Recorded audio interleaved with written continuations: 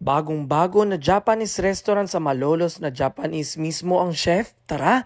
Di umakanusalong niyo ba ang nalaman ko? Kami napadpad dito sa MacArthur Highway, Dakila, Malolos, Bulacan, malapit sa Paradise Resort upang subukan ng authentic Japanese cuisine sa Ajimi. Simple lang ang kanilang interior, kaya naman tara at suriin ang kanilang mga pagkain. At teka lang, nabigyan ako ng pagkakataon na ma-videohan ng ilan sa kanilang ginagawa sa kitchen. At isa sa mga sabi ko ay mukhang ang mga rekado ay talagang angkat pa ng Japan. At nakausap din natin ang isa sa chef na si Kento. Welcome to Ajimi. We serve authentic Japanese food. The ingredients directly from Japan. Matemasu.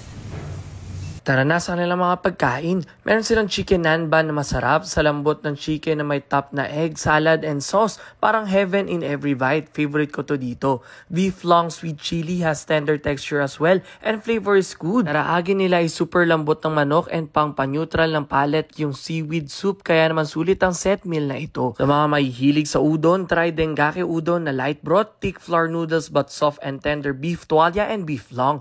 Beef yakiniku na hindi matigas and yung sauce is my salty savory taste na bet sa kanin. Gyudo na masarap, malambot ang beef and we love the overall taste. Croquette na may hash brown texture with meat and potatoes na may complementing na sauce. Meron din silang gyoza na ganito ang serving. And lastly is their egg dashimaki na malambot at malasa ang timpla ng egg at generous sa nori. Kung pupunta kayo, ito ang schedule ng kanilang opening, kaya pakitake note na lang ang break nila in the afternoon. So ano pa hinintay nyo? Tara na dito sa Ajimi Japanese Cuisine Restaurant sa Malolos, Bulacan. Let's go!